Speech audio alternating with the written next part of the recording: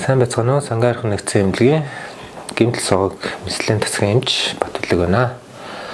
За, та бүхэнд энэ удаадаа өвлийн илрэлт явгнаас унж бэртэх талаар бяцхан зөвлөмж өгье. Өвлийн илрэл болж байгаатай холбогдуулан явгнаас унж бэртснээс ясны явгуурал, зөөлөн эдийн гэмтэл, тархины битүү гэмтэл улмаар хөгжлийн бэрхшээлтэй ч болох эрсдэлтэй байдаг учраас гişин бүртээ анхаарал болгоомжтой байх хэрэгтэй. За, явгнаас унж бэртгээ сэргийлэхийн тулд би дэвтэйхэн, дулаахан хувцаслаж явах хэрэгтэй. Нарны гэрэл, цасны галбанаас сэргийлж бараанууд нь шилзүүх хэрэгтэй.